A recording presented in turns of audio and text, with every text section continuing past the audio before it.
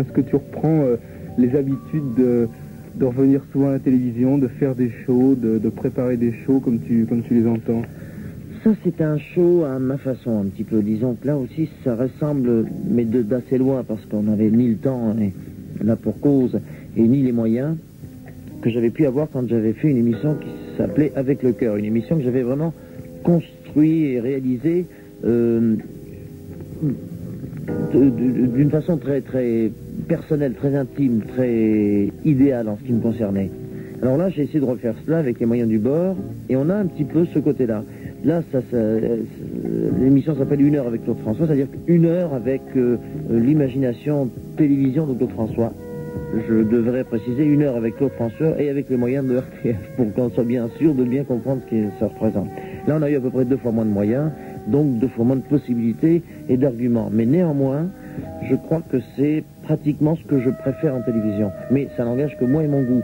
Je l'ai dit, je suis assez objectif et je crois que c'est pratiquement ce qu'aiment les gens. Il y a un peu de tout. Je crois que tu as une conception bien particulière d'un show à la télévision. Je crois que c'est une conception un peu américaine.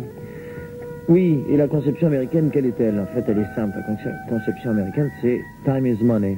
Le temps, c'est de l'argent. Chaque seconde de rapporte tant de dollars. Donc, pas de blablabla inutile. Vous enchaînez très vite et il faut que chaque seconde porte pour 2 raisons. D'abord parce que si la seconde ne porte pas, les Américains sont, selon les endroits où ils peuvent habiter, mais dans les grandes villes en tout cas, assez nerveux. Et s'il y a une ou deux, quelques minutes de temps mort dans une émission, ils tournent de la 8e chaîne à la 14e chaîne, de la 12e à la 7e, etc. Et il y a des sondages permanents. Ce qui fait, vous connaissez bien le problème en radio, et les sondages rabaissent plus ou moins le prix donc de la publicité. Je ne vais pas expliquer comment, mais on va aller vers ceux qui ont un sondage plus important.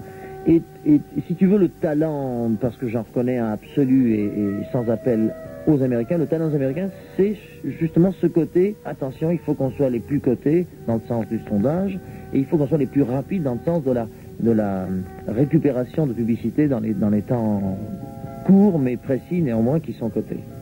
On dit que la télévision française paye beaucoup moins que la télévision américaine, par exemple, et que les artistes hésitent un petit peu à faire justement des shows en France parce qu'il y a toujours un problème d'argent. Je crois que tu n'es pas au courant de la question. La télévision française ne paye pas du tout. La nuance est là. La télévision américaine paye normalement et même excessivement. C'est ce que je dis, c'est ce que je répète. Si on prenait une heure de télévision, on prenait toutes les heures de télévision et qu'on les confiait, en tout cas en ce qui concerne, moi je ne parle que de ma discipline, celle de la variété, disons. Si on confiait une heure à, tant pis pour la publicité, à l'huile de sieur ou à ce que tu veux, bien sûr c'est pas drôle de voir arriver une bouteille d'huile chaque 10 minutes, mais entre les 2 bouteilles d'huile, pendant 10 minutes, tu as vraiment quelque chose d'extraordinaire, parce que donc cette huile aura payé tant de base, il y a le fameux premier client qui prend la majorité, c'est le client qui patronne l'émission, c'est comme ça qu'ils font aux États-Unis, et ensuite c'est serti de plein de petits clients qui viennent ramener leurs quelques dizaines de milliers de dollars pour chaque 30 secondes de publicité.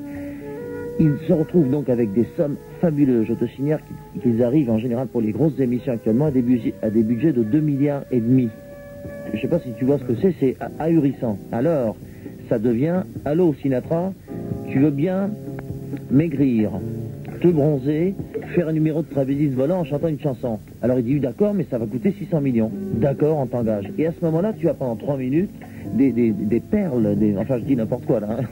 On n'a jamais demandé à Sinatra de maigrir, encore qu'il se porte très bien. Mais je veux dire, ils ont des tels moyens qu'ils ont le temps de répéter, de payer très cher les artistes, de payer très cher les effets. Le moindre effet, oui, bien sûr, ils doivent étudier quand même, non, on peut faire ce même effet un peu moins cher, mais arrivé à une certaine limite, ils disent, bon, mais si cet effet qui dure 3 secondes coûte 87 millions, allons-y, ils ont les budgets, et ils savent bien que ces 87 millions investis, si ça fait un bel effet, ça va remonter les sondages, ils vont retrouver cet argent. Tu vois, c'est une horrible question de calcul comptable, là, une fois. Donc si la télé, bon, demain te propose une émission mensuelle, avec les moyens, c'est-à-dire sans les moyens, est-ce que tu t'en occupes? Oui, pour tout te dire, c'est ce qu'on me propose depuis quelques mois, et je tourne autour de 2 ou 3 propositions, dont je ne peux pas parler bien sûr, mais fais-moi confiance, c'est vraiment 2 ou 3 propositions précises et différentes entre elles, différentes pour des tas de raisons. Alors je suis en train de me rapprocher de l'une d'entre elles, mais tu verras que quand je prendrai cette émission, bien sûr elle passera en France, mais elle passera, d'après moi, partout en Europe. Ça sera une émission européenne, parce que je crois que et je ne serai pas le seul à dire cela, ne serait-ce que notre président nous le rappelle maintes et maintes fois, nous ne sommes plus en France, nous sommes en Europe. Et si on ne considère plus à chacun de nos niveaux ce problème dans ce sens-là, sous cet angle, sous cette visualité, on est fichu. Si on fait de la télévision pour la France, on est fichu. Si on fait de la politique pour la France, on est fichu, etc. Il faut penser européen. C'est-à-dire, il faut penser goût européen, il faut penser réalisation européenne, il faut penser pas exportation parce que ça n'existera plus du fait même, mais il faut penser à tout le monde, il faut penser aux Allemands, aux Anglais, aux Suédois, aux Italiens, aux Espagnols, il faut penser Europe.